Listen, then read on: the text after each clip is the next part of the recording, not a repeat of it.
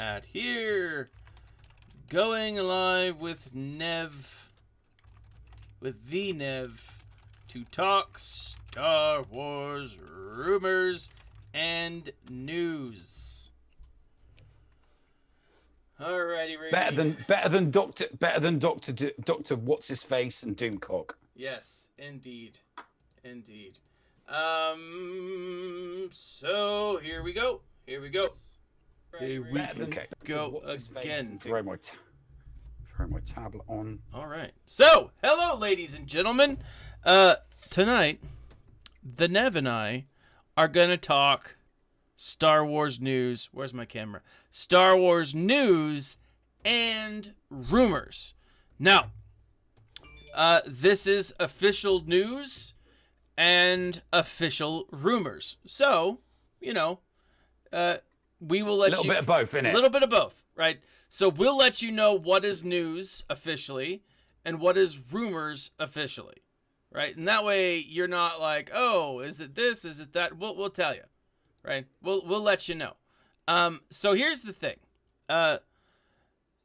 This is totally an impromptu thing, right? Nev and I, some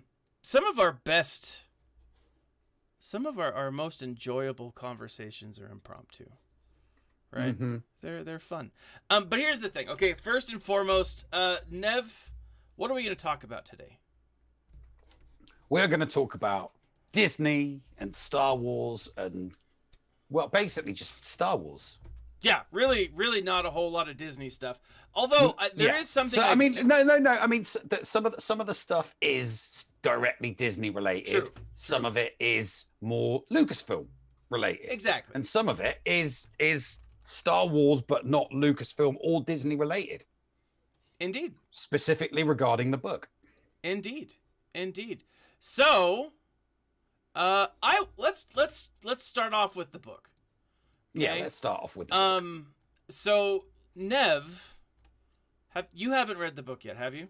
No, have you sent it to me yet? No, I haven't. Oh, okay. You definitely need to send that to me. I will send that here in a moment. But let me bring up real quick our, what do you call that? Drop frame rates. Always the case. Let me bring up the display here and show you guys what we are talking about. Because there was a book that recently went live. How do you want to say? How would you say that? It's not that it went live. It went viral. It went. Its existence went viral. Yes. So it's existed for 30 years. Yeah. But most people didn't know of its existence. Its existence went viral. Okay, so I'm going to transition over here real quick. What you see here is an example of this book, Heart of the Jedi, rare out-of-print paperback. Now, that's kind of a misnomer, right? Because the book was never officially published, was it? No, it wasn't. No, it was fan made, but it was never published by Bantam Books. No. Yeah. So the book was written, but Bantam, who were the publishers of the extended universe during the 90s, they never published it. Yeah. So Kenneth C. Flint is the author. The title here says Kenneth C. And this is the back of the cover. Okay. Kenneth C. Flint's latest lost novel arrives to the bookshelves at long last. Return to the Star Wars universe once more in the Heart of the Jedi. Darth Vader and the Emperor are no more. The Alliance has officially become the New Republic. As Han Solo, Princess Leia, and new Chief of State Mon Mothma emerge triumphant against the diminishing Empire, the Imperial Remnant fights on until the long, silent Imperial Senate rises up to call for peace. But not everyone wants peace, and High Admiral Tharkus has made plans to ensure the Empire will re-emerge under his rule.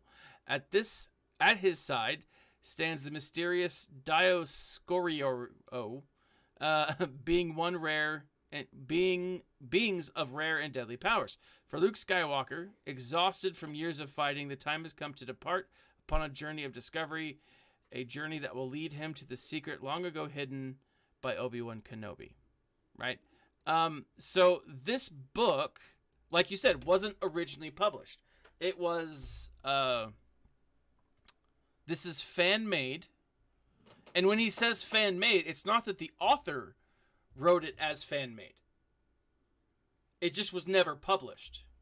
Yeah, right? yeah. I mean, all fan fiction that isn't, all fiction, Star Wars fiction that is not written by George Lucas is by definition fan fiction. Okay, but for people who don't follow your point of view, this was a book that was published as canon, or would have been published as canon. Oh yeah, no, it would have been author, yeah, like it would have been canon. That a lot of I would say 60 to 70% of extended universe books during the early to mid 90s, they kind of followed that narrative. There was always some imperial remnant that was trying to raise the empire from the ashes. Yeah. During the Jedi Academy trilogy, it was Admiral Dala.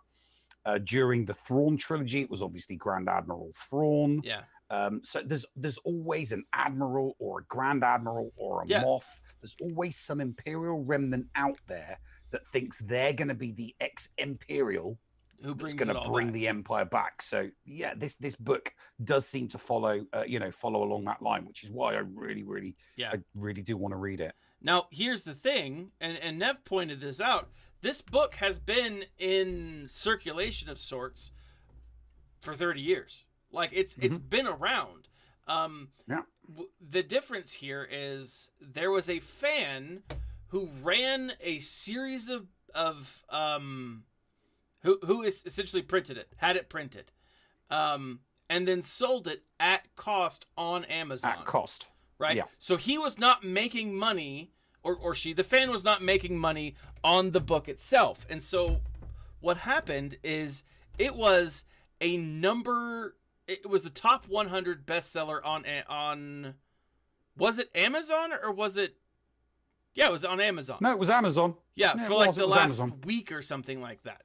Now, it did so well that there's only 2 books on Amazon that are Star Wars that are top sellers right now on Amazon.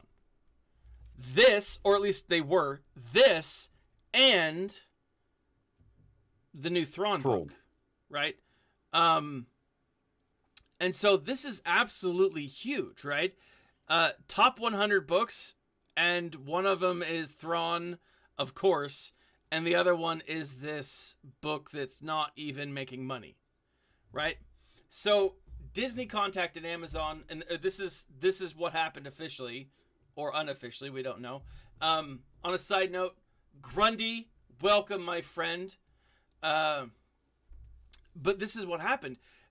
Disney reaches out to Amazon and say, hey, this is not okay. We're not sanctioning this. You need to get rid of the book, right? You need to take this off your platform. And they do. They take it down. Now, those people who were lucky enough to have bought the book physically, bought a physical hard copy of the book for $5, have now turned around and are putting it on eBay and are selling it for like hundreds of dollars. It's ridiculous, right? Mm-hmm. But again, what's absolutely awesome about this is you've got a book that is outselling the High Republic, right? Yeah. And you have and the High Republic had mass marketing. Yeah. Mass marketing. This book has had zero marketing. It's gained popularity and its virality from word of mouth. Yep. Through people tweeting about it and people talking about it on YouTube and people talking about it in their Discord servers. Yeah. So no mass marketing, no adverts, no forced, go and go and read the book. It's the best thing since sliced bread. It's like, I'll be the judge of that. And the reason for that is it's not Star Wars saying, we've written this, it's really good, go buy it. It's Star Wars fans saying, hey, this is actually a really good book. You should read it. Yeah, exactly. And that's one of the things that is so fascinating about this is, I mean, it makes sense. It makes 100% sense because you have, I'm sorry, like I'm looking at my analytics and my stream over on YouTube is just, it's weird again. Yeah. Like I said, you should just go to one platform. You should just pick one. I know. Anyways, but like on Twitch, it looks like it's going fine. So if you guys are on YouTube, feel free to switch over to Twitch and then catch the repeat over, you know. But anyways, the idea here is like Lucas is pissed. Now, the rumor that you know, Doomcock. So it's working well for you? All right, that's fine. Perfect then. I'm just, you know, being weird, I guess. I don't know. Doomcock, who broke the story today, says, hey, by the way, it's rumored that Dave Filoni was the fan that learned of this book and had it published. Now, that would be so funny if it was true. I don't know if that's the case or not. I see what I'd heard was that it was John. The rumor I heard was that it was Jon Favreau. Not Dave Filoni, either way, but Jon Favreau. Either way, it would be funny. Oh yeah, like either way, it would be hilarious if it was them. And because again, you have this, I don't know, this duo of people who are fans, right? Who are absolute fans and haven't been, I mean, corporatized is not the right word because, I mean, it is, but it isn't at the same time because what you have is people who haven't given up. I don't want to say sell out because I know that there's people in the Star Wars universe or who work for Lucasfilm who aren't sellouts. You know, it's their job, right? And they're going to do their job. But these two gentlemen are still absolute fans, right? And that hasn't changed. And that's what I think we love about Star Wars, right? And that's what we love about the work of these two guys, Dave Filoni and Jon Favreau, doing amazing things, right? And it's because they are fans, because they have mad respect for the maker, right? Qui-Gon Jinn is in the chat. 0 chance it was them. Too much risk for too little reward. Yeah, I think it would be hilarious if it was them. I also am not confident that it was because it would be a huge risk because it is a giant middle finger to the High Republic and to, you know, Kathleen Kennedy and the higher ups. Now, speaking of Dave Filoni, and we talked a little bit about this on, was it Sunday? Right? We talked, I think Darth Gillas actually, who's in the chat, brought it up, and I think we spoke of it on Sunday. Dave Filoni was on Good Morning America. And you had this super fan who goes off and says, hey, I love the High Republic. It's the best thing ever. And like he's got a Kowakian monkey lizard on his shoulder and he's talking to the monkey lizard and it's super awkward for everyone involved, right? Anyone watching, anyone seeing this, it's weird, right? But, you know, he's a fan, right? And so gotta love that. And maybe he was paid by Kathleen Kennedy, but he asked Dave Filoni, he's like, is there any chance that we're going to get an Old Republic show or an Old Republic anything? And Filoni's answer was really telling. He says, look, there's different eras. You know, the people who are working on the High Republic are working on the High Republic. We're working on this right now. And so who knows, right? It's a very diplomatic approach. It's a very diplomatic answer. but essentially saying it's not something that's currently in the works, you know, and likely not something that these two gentlemen are even eyeballing, right? Which again, huge news that's something that isn't going to come. I mean, they gave us Star Wars Resistance, arguably the worst Star Wars cartoon ever. I mean, and it had Donald Faison in it, and I know it had so much potential. Even Donald Faison couldn't save it. I know it was. Yeah. You know it's bad if he can't save it. You know. Yeah, exactly. I mean, and like they even named a character after him. Like his character is named Hype Faison. Yeah. Right. I hope he. I would love to see him in some live. I would too. Action. I would love to see him in some live action. You know, I might start a Twitter. I might start a Twitter campaign because he is a hardcore Star Wars fan. Yeah, he is a hardcore Star Wars fan. You know, and to not see him in some live action Star Wars is an absolute travesty. I 100% agree. 100% agree. Like he is and he's a fun actor. You know, he would be. I mean, I think it would be worth bringing him on as a character for comedy relief because the one thing, I'd have to say one of my main criticisms for The Mandalorian is they haven't quite got the comedy relief right yet. Yeah. They tried it with that blue-skinned alien guy. Mithril is his name. Yeah, and it's just not funny. You can tell that he's there for comedy relief, but it just doesn't work for me. I mean, that could be bad acting, it could be bad direction, it could be bad writing.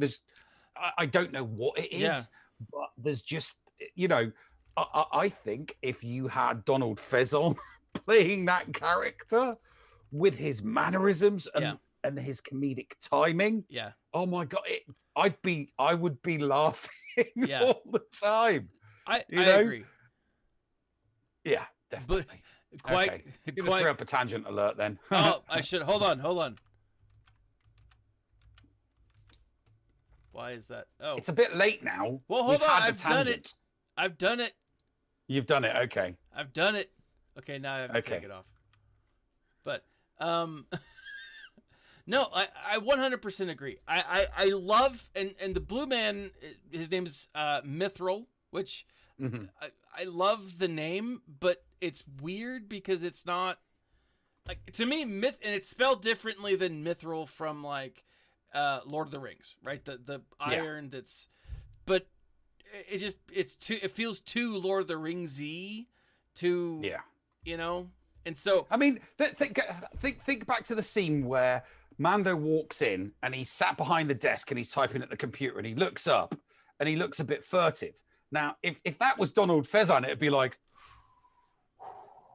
he'd be doing something funny with his face, with his actions, and that actor, maybe the actor's just not. No, I mean, is he a comedy actor? He is. It's he's a comedy actor. Oh, he's the guy on Saturday Night Live. No, Saturday Night Live's not funny. No, he was on Saturday Night Live in its heyday. Well, I say its heyday. He was on. Oh, I see his name. He was a chubbier guy, and then he lost a ton of weight. Oh, what is his name? Oh, trying to think of the actor's name. Well, see, it can't be that memorable if you can't remember the actor's name. No, because I can see his name. Oh crap! That's gonna drive me. Just IMDb. That's what I'm doing now. I'm looking him up, but hold on. The Mandalorian. Oh balls. What's his name? Oh my gosh.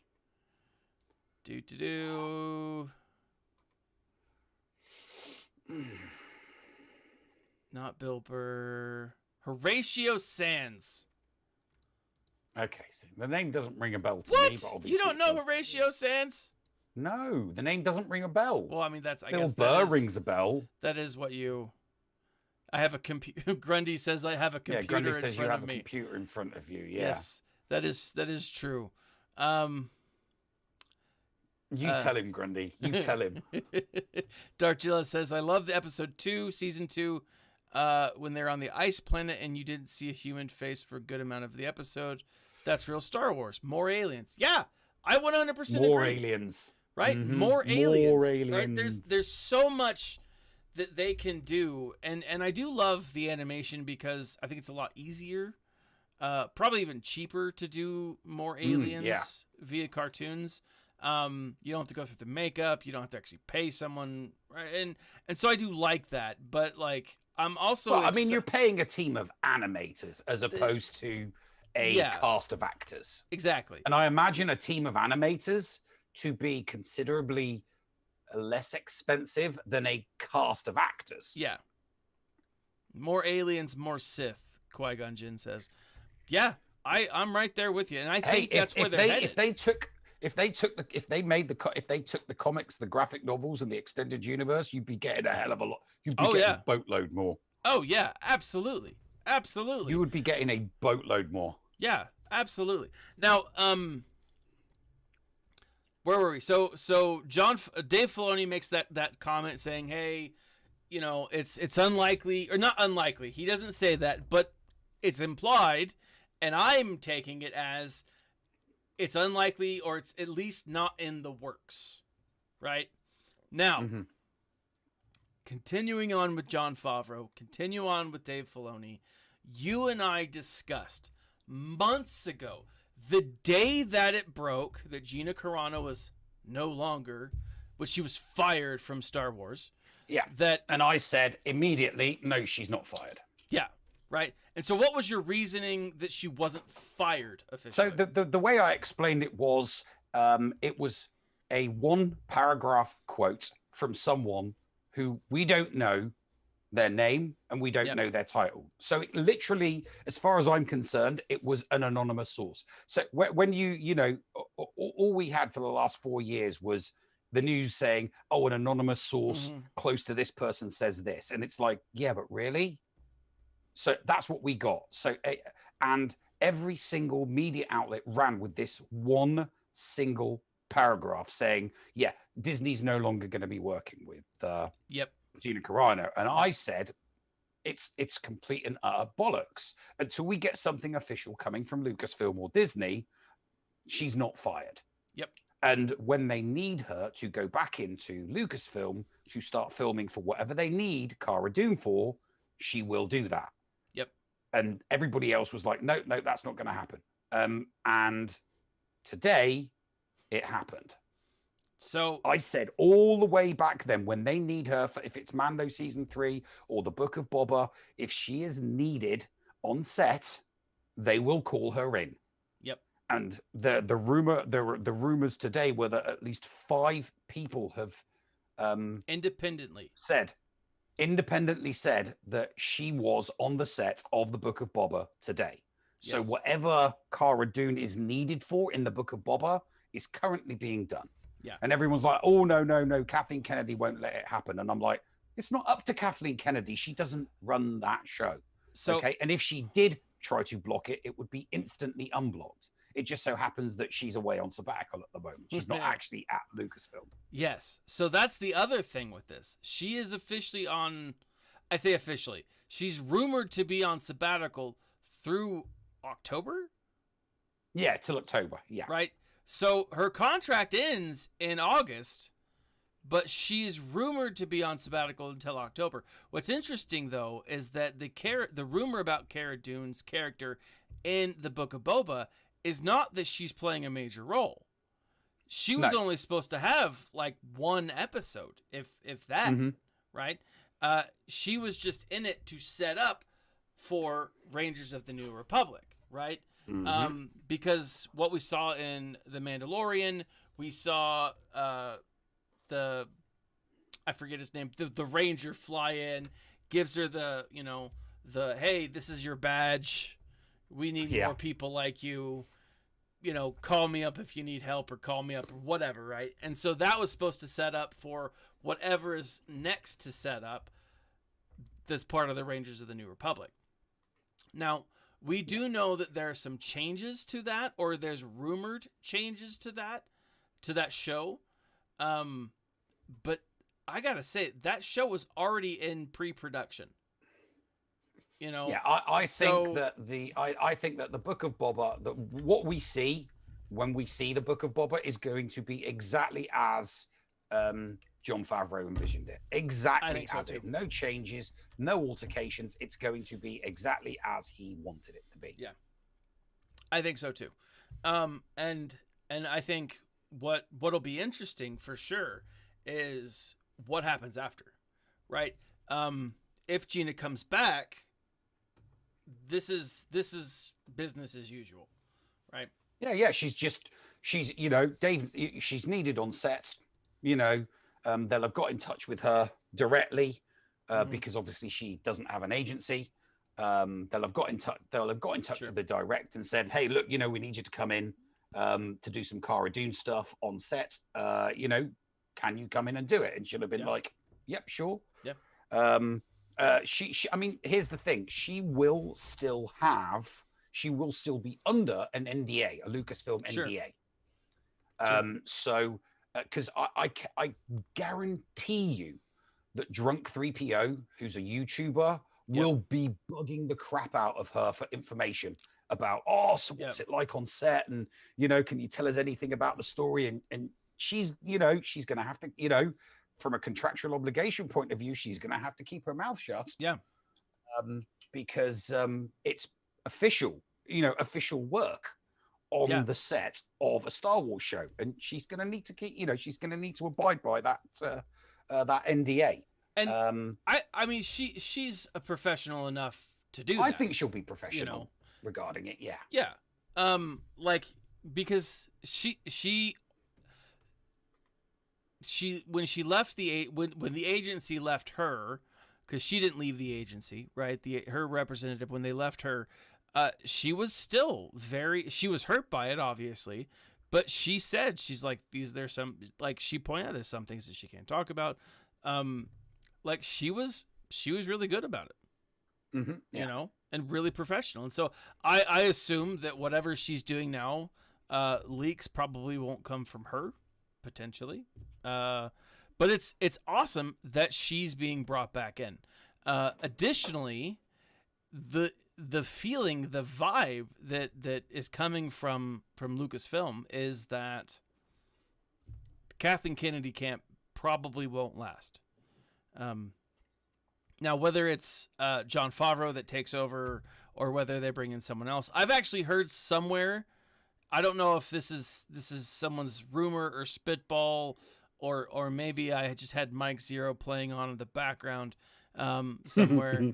And I seriously, to me, Mike Zero is like Ancient Aliens of rumors, right? Yeah, no, he is. He is like the ancient. He is the ancient aliens of Star Wars commentary. Yeah, right. And so, it's not that human beings could have been smart enough to do something 10,000 years ago. It must be aliens because humans were too dumb and stupid. So aliens, right?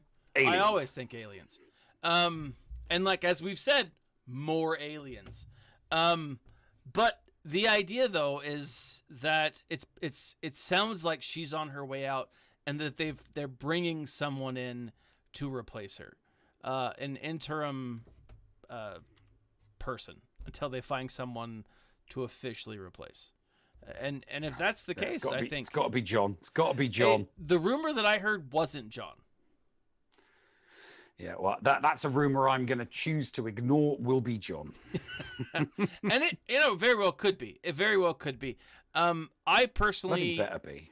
I personally just want John to be able to continue to create wonderful content, right?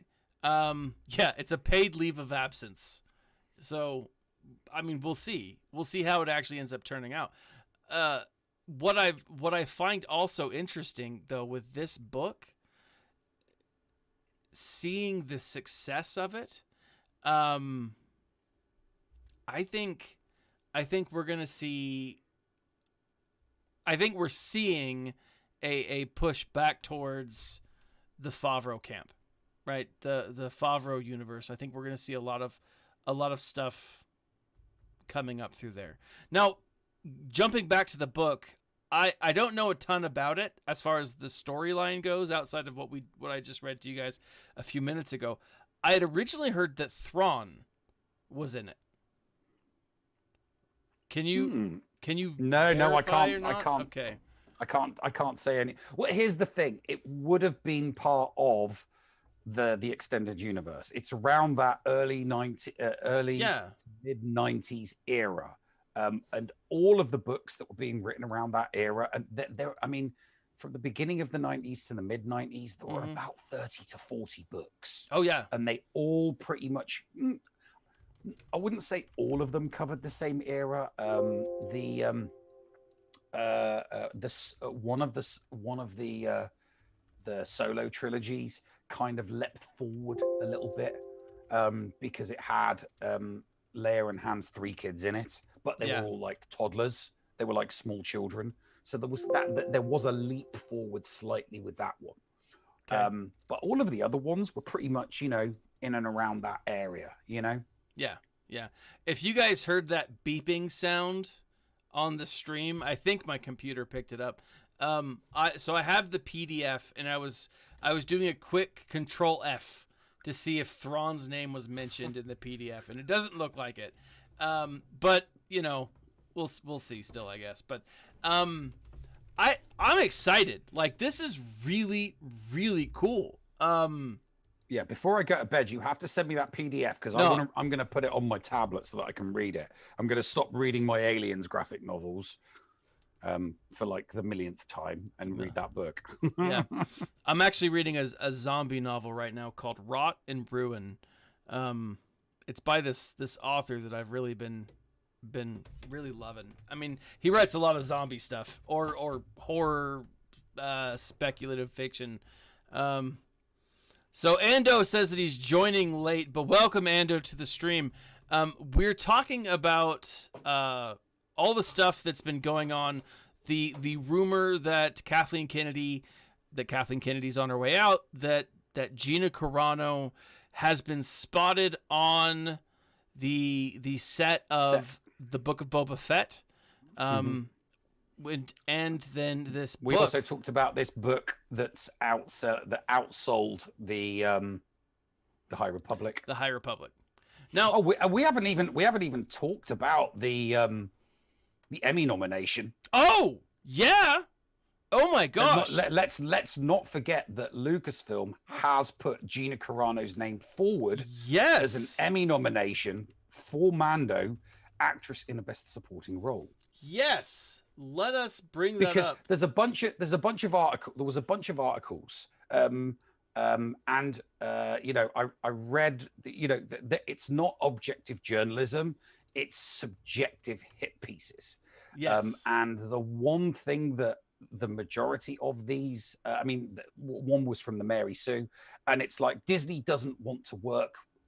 I'm thinking to myself, clearly you're talking out of your ass, because quite clearly Lucasfilm and Disney do want to work with Gina Carano. There's a difference between them wanting to work with Gina Carano and you saying that you don't want them to work with Gina. It's a case of they don't want Disney and Lucasfilm to work with her, but Disney and Lucasfilm clearly do. Yeah. We've got her episode of with Bear Grylls on National Geographic. That's on Disney. They're submitting her name forward for an Emmy nomination, and now she's back on the lot on the set of the Book of Boba. I don't know how many different things have to happen before the people that are constantly saying negative things and false things.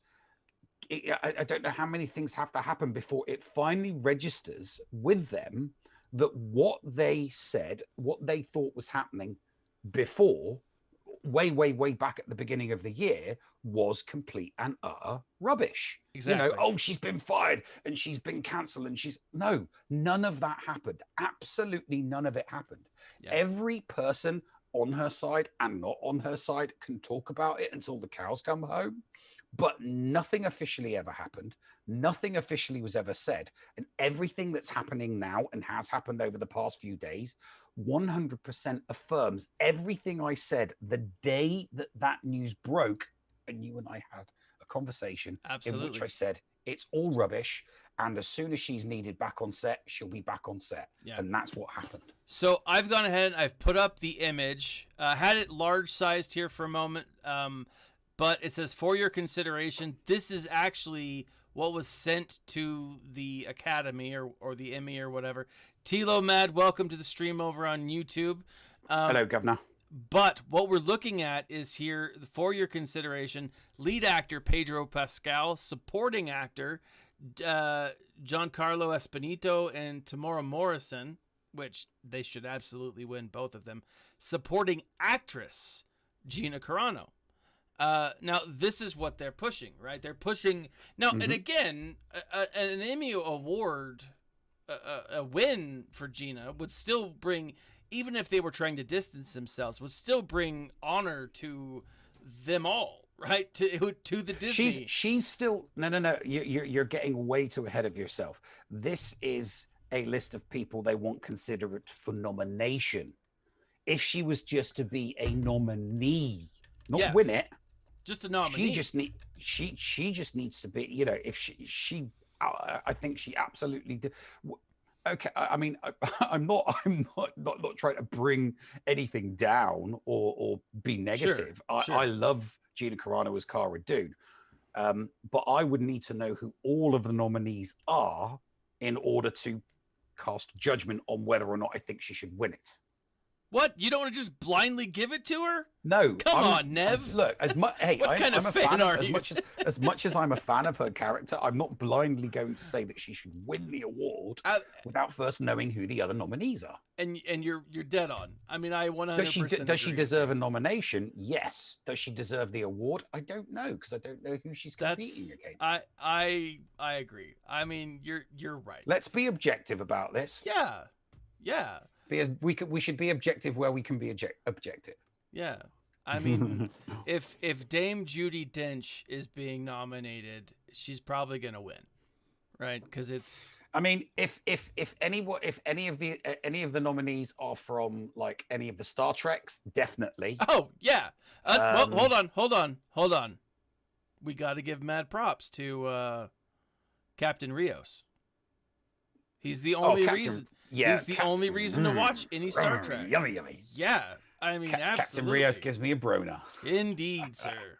That smooth talking soccer player. Oh, I still believe that he is the ship. I'm getting hot. I still. He is not. We proved this was. We didn't prove anything. Yes, we did. You said he was a hologram, and we poo-pooed that because holograms can't smell.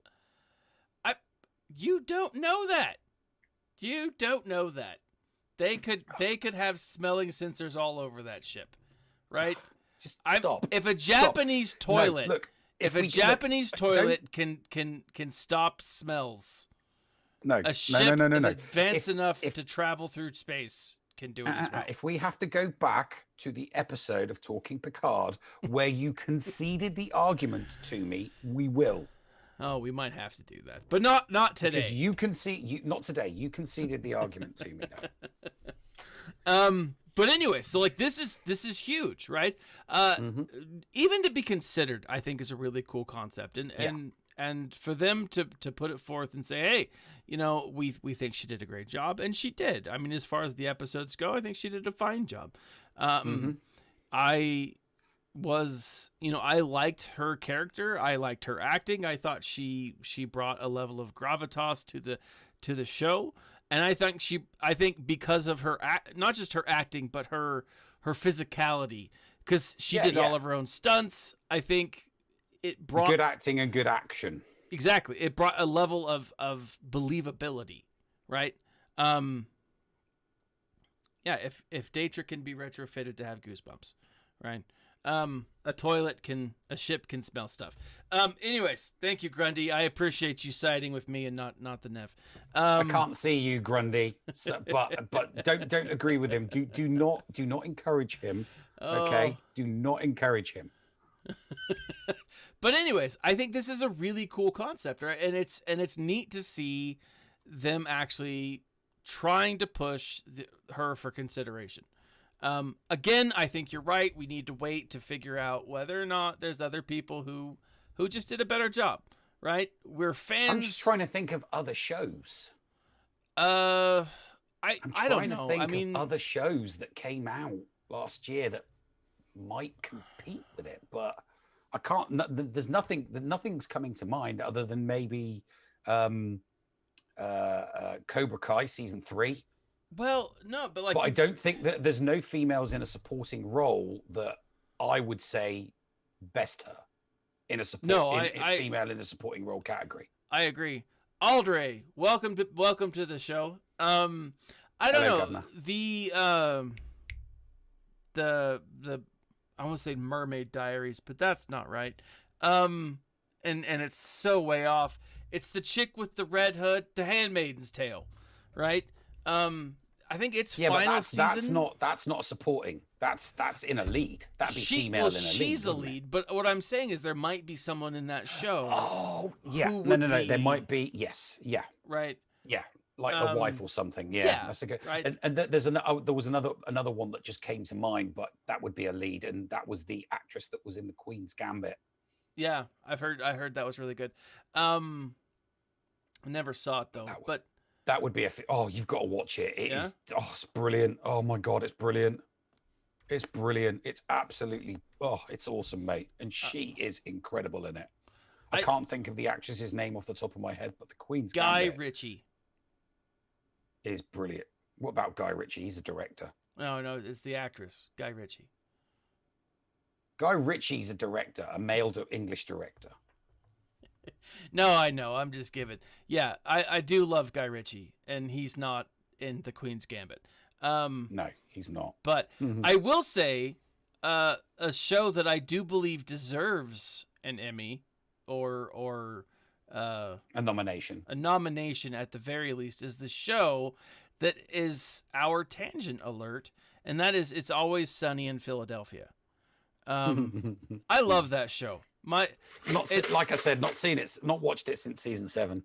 So it just got renewed for 4 more seasons, and oh my God, yeah, like it's Mac, and I don't remember the actor's actual name, but the guy who plays Mac, he on Twitter, my wife was telling me that he said when the show was pitched, it was pitched as a 36 season episode or series, and they're halfway through that now. And so I'm like, that's awesome. Now they probably won't get 36 seasons. If you've never seen It's Always Sunny, it's essentially Seinfeld if the cast of Seinfeld were actual douchebags. No. It's not. It's Clerks. Season 1 was very Clerks-esque. All right. I'll give you that. But it's still a great show. But Grundy brings up a good point.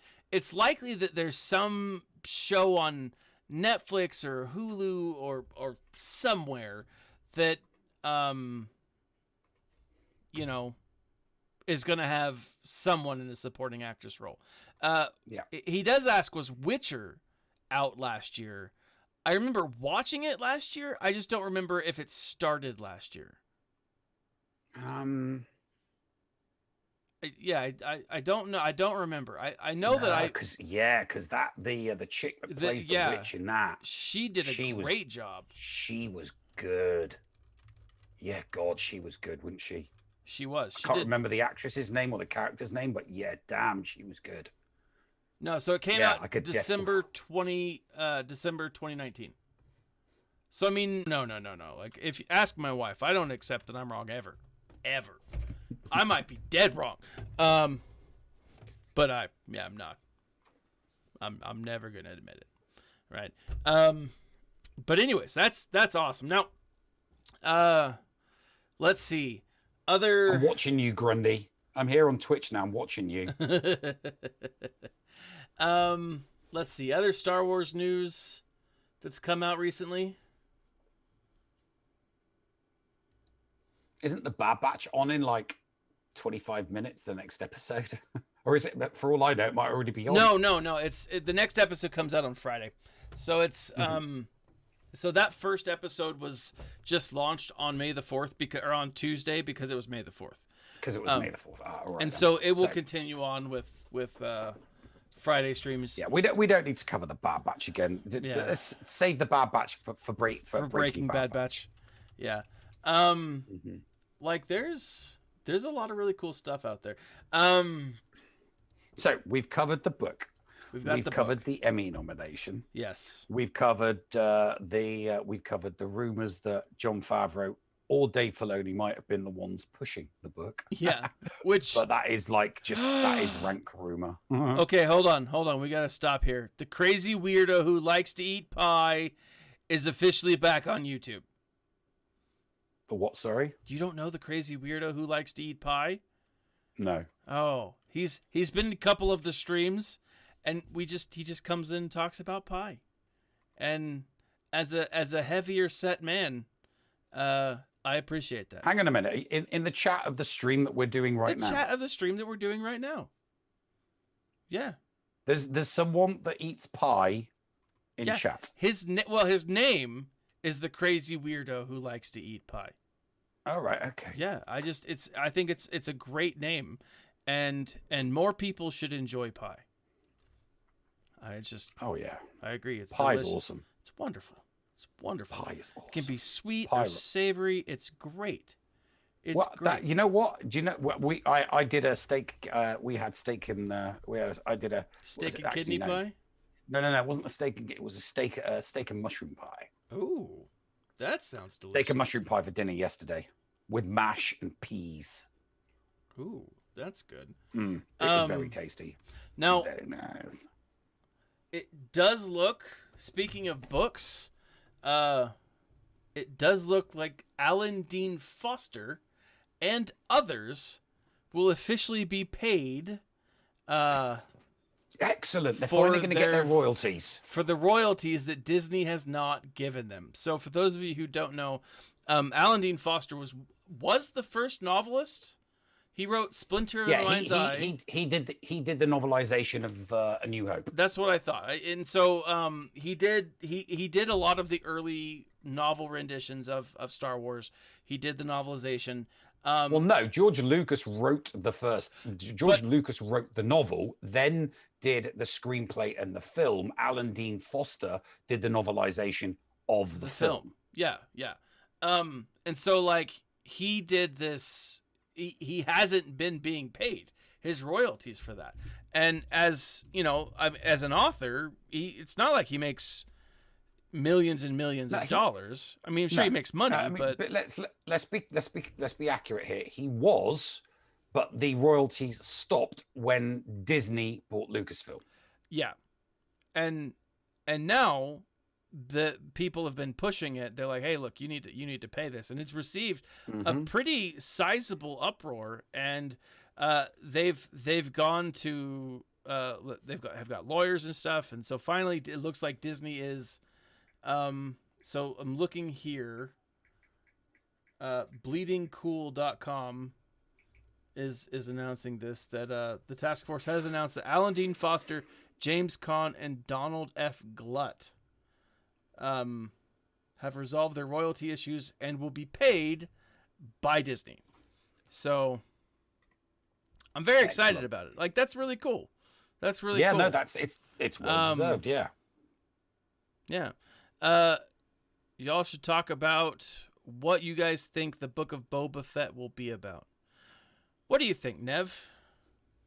I think the Book of Boba will. I think the Book of Boba is just going to be about Boba Fett establishing himself as the numero uno bad boy, the head honcho in that sector of the galaxy. You know, basically taking on the role that Jabba the Hutt had, and that Bib Fortuna clearly took over Mm-hmm. after his death. So yeah, I that's what I think is going to happen, and there'll be some shenanigans and high cockalorum Yeah. and some there's I mean there's got to be something going on between Boba and Fennec Shan, maybe some kind of in-house battle Yeah. between Boba and Fennec and the crew that the gang that he puts together, and maybe another branch of the Fets. Sorry, not the Fets, the Huts. Yeah. Maybe an inter scoundrel / gang war. That would be cool. I could see something like that happening, because it covers all the bases. You've got drama, intrigue, action, backstabbing.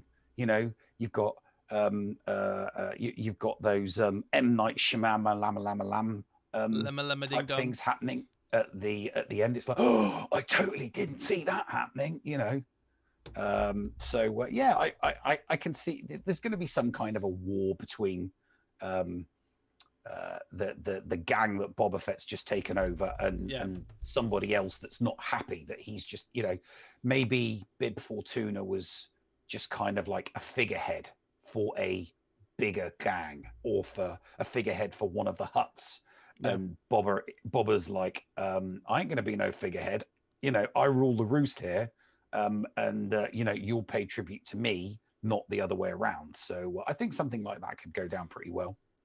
I agree. I think so too. Now, one of the things that's interesting is if you look at Darth Plagueis, and like I said, I finished reading Darth Plagueis a month ago, maybe 2 at the most. Darth Plagueis or Jabba was actually not the ruler on Tatooine.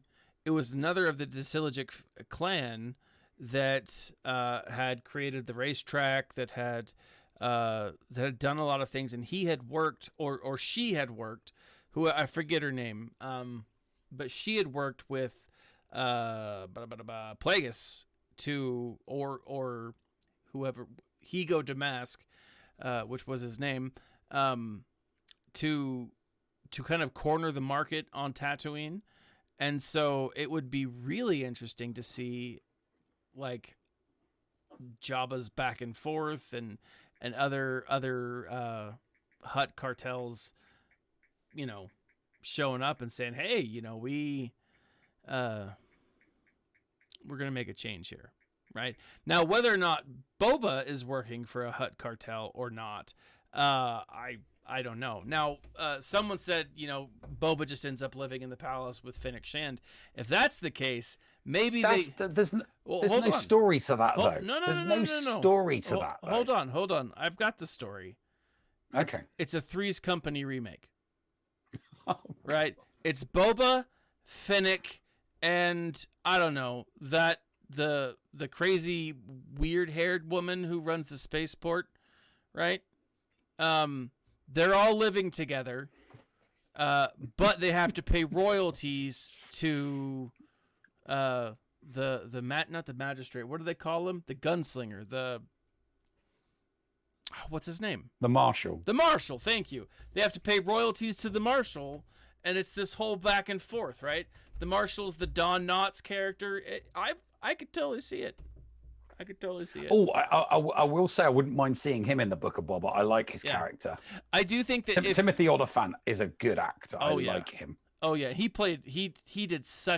was in one episode, right? Just one, mm-hmm. And like super memorable.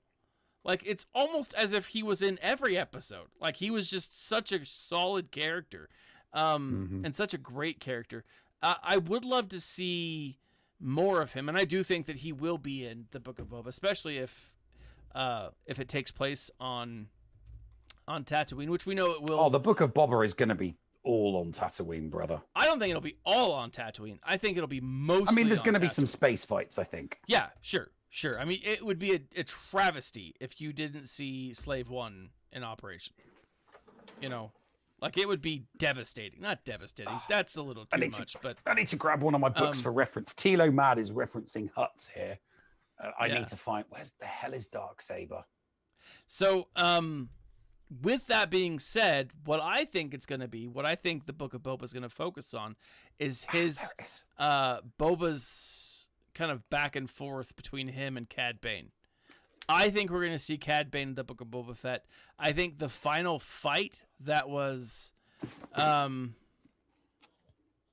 originally put in Clone Wars, which, like, in Clone Wars, the cartoon, there is a storyline, there is a scene that shows how he gets that dent in his helmet, and it is essentially he and Cad Bane are fighting. Cad gets the shot off, he shoots as well. Cad clips him, but Boba kills Cad. I think that's what's going to happen. I think Cad Bane and Boba are going to... The storyline with Asajj Ventress. Asajj Ventress' storyline is not resolved in the Clone Wars. She's left open. And one of the things that is one of the best books that has come out in new canon. And Nev, I 100% recommend that that you read it. It is Lost Jedi. It's no, Jedi Lost. What is it? It's oh crap. It's on my bookshelf. Hold on. Dark Disciple.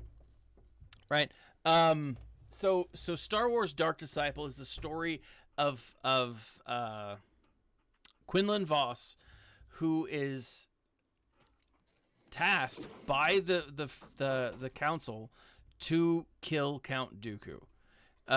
And he isn't able to do it, clearly. I mean, we know that because Anakin, right? But how is he going to do it? He teams up with Asajj Ventress, and she trains him to be a bounty hunter. And they go on. It's really cool.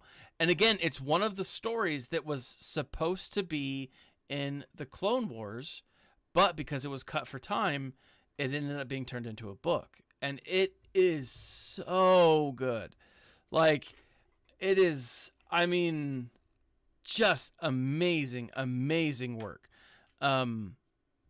Yeah. Now, Darth Gills brings up, like, what would happen if Aurra Sing had survived her fall from Beckett when he pushed her and it showed up in the Book of Boba Fett.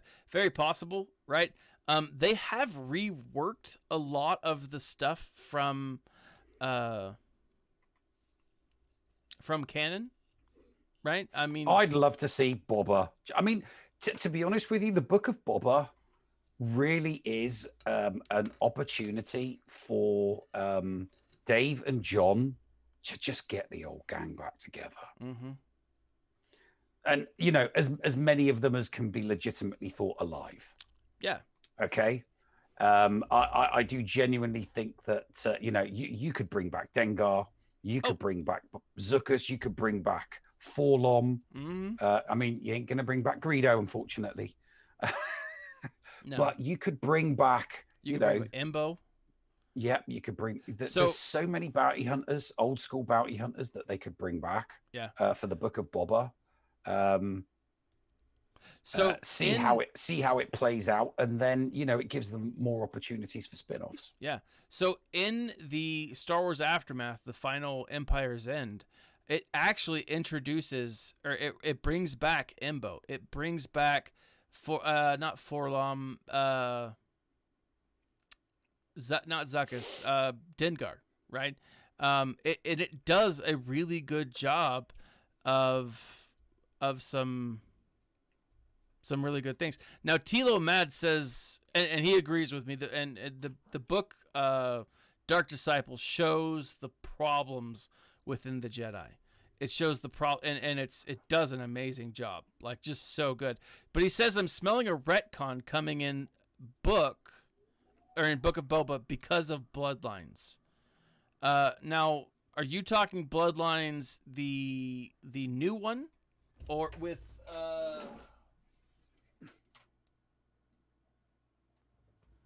Leia, or the old one in Legends canon? Hang on, I'm just digging it up. I think I've got it on my shelf. Hang on.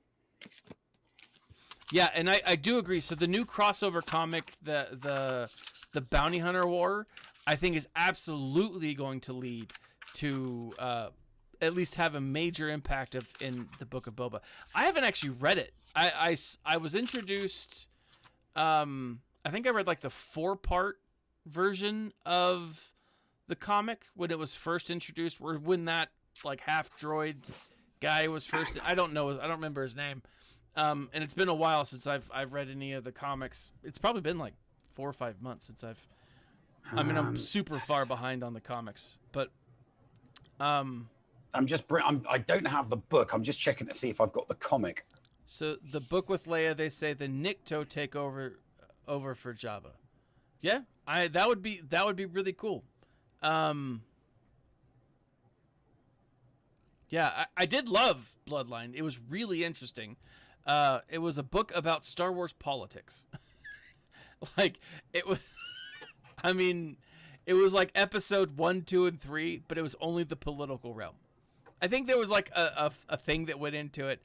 I just felt very, very political, and I was like, "Oh, this is fun." I loved it though. I did. I read it when it first came out, or I listened to it when it first came out, and I haven't gone back to it since.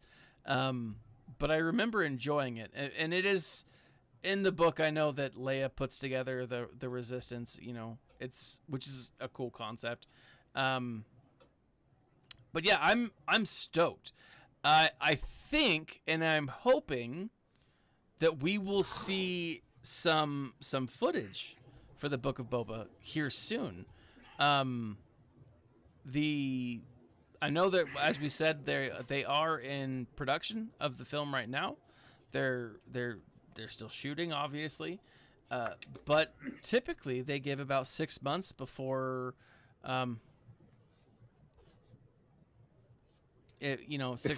Before they introduce, they'll do like not a spoiler, but like a teaser trailer. And so I think a teaser could be coming within the next month or two for sure. There is a Boba Fett book based 25 years after A New Hope that they could bring into it. Oh no, I'm getting Bloodline and Bloodlines mixed up. Yeah. Legacy of the Force has a book called Bloodlines. There's a Boba Fett book called A Practical Man, and then you've got Tales from Jabba's Palace, and then I've got the Bounty Hunter Wars. So yeah, I would argue that of all of the bounty hunters, Dengar is kind of the most important one. Yeah. No, I agree. Because it was Dengar that rescued Boba from the Dune Sea after he got spat out of the Sarlacc. So kind of important, kind of an important character. So I do hope that I do hope that they bring him in for that. So I as we're talking, I'm trying to find books that I can reference material from. Yeah. So I've got like 50 extended universe books on my shelf behind me. Yeah. I've only got a handful, but Darth Hideous over on YouTube asks, what do you think Bo and Den and company will do with Moff Gideon in Mando 3? Because when Luke walked in, it's almost like they forgot that he was there. I think he's going to be a key element in Rangers of the New Republic. Now, I still hold. I think that I think that there'll be a certain degree of crossover with Ahsoka that one, because Thrawn is either going to want him back. Thrawn is going to want him back alive. Thrawn is going to want Gideon back alive so that he can kill him himself after he finds out what he told the New Republic. So Thrawn is going to be very, very aware that Gideon has been captured, but he's smart enough. Unlike other Imperials that would just say kill him to shut him up. Yeah, Thrawn would want him back alive first, so that he can say to Gideon, "What did you tell them?" before killing him. So here's I'm gonna disagree, man. So of course you are.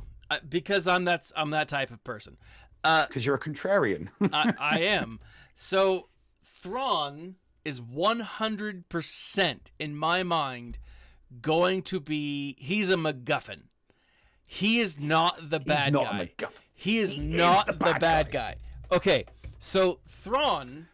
What could possibly be a better antagonist in the Star Wars universe, regardless of which program it is? Doesn't matter if it's the Book of Boba or Mando season 3 or Ahsoka. One bad guy to rule them all. It's got to be. I agree. It's not going to be Thrawn. Thrawn is going to be the link, the linchpin, the linking connector that will go and introduce the Yuuzhan Vong. Now, the Yuuzhan Vong, I am betting lots on it. Hold on. Okay. Oh. So the Yuuzhan Vong have been right. So they are a group of people who are immune to the Force. Right? Aliens outside of the. No. They're not. They're not immune to the Force. They've been removed from the Force. They exist outside the Force. Yeah. The new trilogy, and Tilo Mad points out the new trilogy is making Thrawn a good guy. Now, you have to keep in mind that the new trilogy focuses entirely on his time with his own people. And so, therefore, it's saying, hey, like he's saving his own people. So, of course, he's going to be the good guy, right? He's still Thrawn. He's still very dry. He's still very, not sarcastic, but it comes off as sarcastic because he's so dry. I giggle almost every time I'm reading or listening to a line given by Thrawn in the new series. But here's the thing. Thrawn in the new series values life. Right? In this new series, he does a lot. He goes out of his way to piss people off so that he can still value life. Now, here's the thing though too, in the original new Thrawn trilogy, right? The one that reintroduced Thrawn to canon in book form. It goes through and it goes through and there's moments where Thrawn he makes actions that the Empire is like, well, why did you do that? You should have sacrificed this. You should have sacrificed that. And Thrawn's like, but why? It's still an asset. Why would I waste an asset? Why would I, And so like the actions that we see Thrawn take in Rebels, in Thrawn Alliances and Thrawn Treason, I think all lead to Thrawn being a good guy, right? So this book is called, so there's Thrawn Chaos Rising, Thrawn the Greater Good that just came out in April, and then in October, the Greater Good. But in October, we have Thrawn the Lesser Evil. Now, the Chiss refer to like the region of space that we are familiar with as lesser space, right? And so what he's going to do 100%, somehow this last book is going to introduce the idea, and it has to, because it's going to introduce the idea that of how Thrawn gets sent over to the Empire, right? Now, Tilo Mad points out, he says he doesn't think that they're going to bring in the Yuuzhan Vong. Because in these books, they're making a group called the Griss, the bad guys. Now, I think the Griss are just the Yuuzhan Vong, right? I think it's just them changing concepts. Yeah, like they did with the Night Sisters. Yeah. In the extended universes, they were the witches of Dathomir. Yeah. And now they're the Night Sisters, and they're just they're the Night Sisters. They're taking a piece of canon and they're changing it. I saw something on Facebook today that it was interesting, but it's and I don't know. I'd have to look into the accuracy, but it's referred to. It was talking. Someone was talking about canon. Legends canon material and the new stuff, and they were bringing up the idea that all of it is referred to as a mythology, the Star Wars mythology, and mythologies can change based on who's telling the story, right? And so if something is slightly different because in one book it's one way or on the TV show it's slightly different, it's still the same style of story. It's just slightly changed, right? And the idea behind that would be that there's no real rigid canon, but that canon is a little fluid.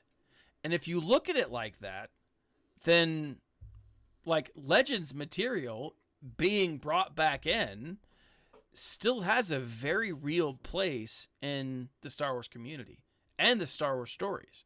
Not just for those fans who loved them before, but for new fans, for new stories that are coming out. I can see Filoni and Favreau bringing a lot more of the extended universe back to life once they're running the show. Mm-hmm. But I like I said before, I still think,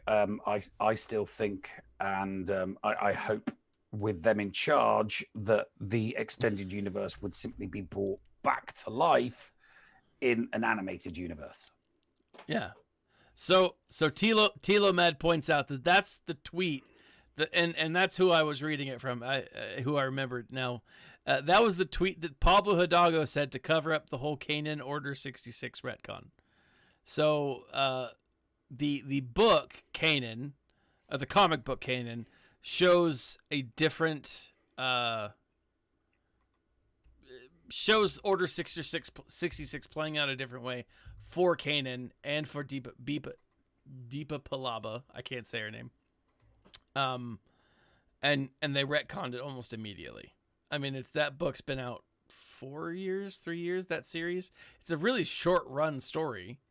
But yeah, that's true. That was Pablo Hidalgo, and he is very much not loved by many Star Wars fans currently. But yeah, no, I don't like people. I don't like or appreciate people that are employees of Lucasfilm insulting or denigrating fans. Yeah, it's unprofessional as far as I'm concerned. Oh, absolutely. Before we go, everything different but the planet. That's true. I would hope that they introduce the guy that Kanan gets his last name from. Or maybe it was his first name. Maybe it is Kanan. It's an alien dude that he steals the ship from. It's essentially a spice runner. And it's a really cool. I loved the comic. Two things. Samuel L. Jackson is potentially going to show up somewhere in Star Wars. I've said it before. Again, he's going to live. I've said it before. Mace lives, right? He will when Star Wars Theory gets off his ass and gets around to doing his episode 2. No, and I think legitimately, yeah, that's true. So Darchilos points out what Pablo did to Theory just shows how soggy he is about the fans not liking his content. Yeah, I agree. And what you said, Nev, is right. I mean, you shouldn't, just because someone doesn't necessarily care for your product doesn't mean you should bash them. You know, not cool. A Lucasfilm employee's response to something, to a Lucasfilm product should be, hey, you know what? This is why the Star Wars community is great. There's something there for everybody. This may not be for you, and I totally get that, mate, but, you know, other people do like it. And then that's it. End of story. Not, piss off, you man baby, or, oh, you're crying. It's no. You simply say, certain Star Wars fans react one way and other Star Wars fans react another way. And that's what makes our community so wonderfully diverse, is there's something there for every. All of Star Wars is not for all of Star Wars fans, but there is something for all Star Wars fans in Star Wars. Yep. 100% agree. 100% I would be an awesome Lucasfilm employee. Well, next time I'm at the board meeting, I'll tell him. Yeah. But so I think that he's on his way. Mace Windu. Could Mace Windu have saved Grogu? You want it so bad, don't you? I do. You want that so bad. You and Rambam, and that's it, mate. I'm telling you, and Rambam. Jedi lose appendages all the time, and they fall from great heights all the time. And it's Samuel Jackson. I mean, come on. It's but I will say, I've heard, and I don't know where this was, but I've heard. Oh no, I'm looking over it on his tweets. On May the 4th, Samuel Jackson said, last days of. What is that? I don't even know. But anyways. But one of the things that he said on his Instagram post, it was a picture of Samuel Jackson. Here, let me show you. Let me bring it up real quick. Better. It's a picture. He's smiling. He's got a purple lightsaber. The lightsaber says something like Pinkalicious. Pinkalicious. That can't be right. But let me bring it up real quick. Boom. Here we are. Here we go again. 'Cause what's my weakness? Here we go. Samuel Jackson. Now, may the 4th be with you. Last days of, I don't know what he's saying there. Indulls, I am Jay Pierce. And then he says, #Mace lives. He thinks he's alive. He thinks Mace is alive. He's fishing for a job. I don't blame him. He's fishing for a job. He is one of the most prolific actors in Hollywood. I'm going to say something a little bit more. I'm going to say something. Here's a hot take for you. I would rather see Donald Faison as a new character than them retcon and bring Mace Windu back. That's not a retcon. It would be, because he's dead. That we know of. I don't think he's dead. Anyways, so that's one, Samuel Jackson. And then I'm going to say this last one, and this is freaking dope. I am so very excited for this. It is awesome. It is this new lightsaber design from Disney at the Disney parks. Have you seen this? The new lightsaber. The one that actually extends. Yeah, the one with the retractable blade. Yeah, yes. I knew about this 3 months ago. I'd heard about it a couple of months ago, but to see it in action, I saw the technical drawings. I saw the technical drawings on the patent. Really? I heard about the patent, but I didn't see it. So I've got it. You're not going to be able to hit anything with it, though. No, probably not. Probably not. It's a lightsaber with a retractable, extendable and a retractable blade. It doesn't. You can't actually hit anything with it. Yeah, but it's still dope. I mean, come on. As long as you can swing it around. Yeah. It'll be cool. Yeah, I'm excited. So I told my wife, I said, look, the next time we go to Disneyland, because or Disney World, and we haven't been to Disney World in forever. My brother lives out in Florida, and he's like, hey, come out. And I'm like, it's pricey. But the next time we go, I told her, I was like, I'm buying lightsabers. Like, I'm going to go and I'm going to go through Olga's Cantina and I'm going to buy a lightsaber. And she's like, well, what happens when your children want a lightsaber? And I'm like, we get them one. Both of them? I'm like, yeah. And, she, she's like, that's $600. I'm like, I don't care. I'm not doing it for the lightsaber. I'm doing it so that I could be a full-on Jedi now. Right? It's one of those things that someone who's not a huge fan of the Jedis don't understand.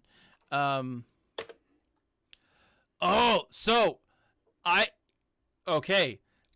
Mad says that we need to talk about the new Vader comic and Vader's journey through Exegol. Okay, and I would, but like I said earlier, I haven't read them. I haven't read them yet, but I'm going to. It looks read them yet. Dope. Oh my gosh. So I have so many theories about what's going on right there. Like, Exegol is clearly in Chiss space, right? It's in the chaos. I'm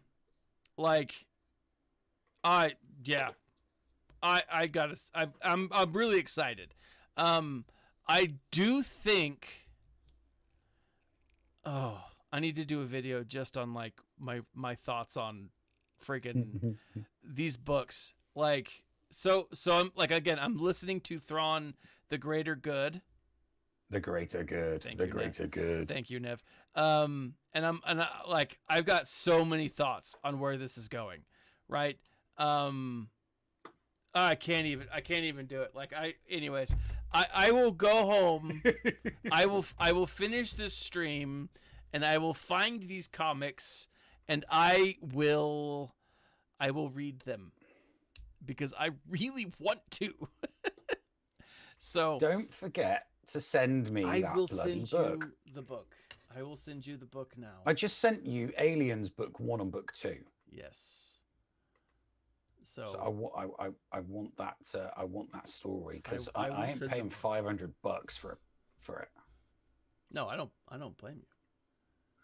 I don't have $500. Yeah, I don't have $500. If I had $500, I wouldn't be spending it on that. I would be putting it towards plane Bitcoin. Girls over here. No, Dogecoin. No, I wouldn't. I would never buy Dogecoin. I bought Dogecoin. I would never buy Dogecoin. Litecoin, yes. Litecoin and Bitcoin, yes. I spent $30 and I was like, let's see what happens. Anyways, so we've been streaming for a bit over an hour and a half. We're gonna wrap it up because we're gonna be back tomorrow night playing Star Wars Galaxy of Heroes GAC.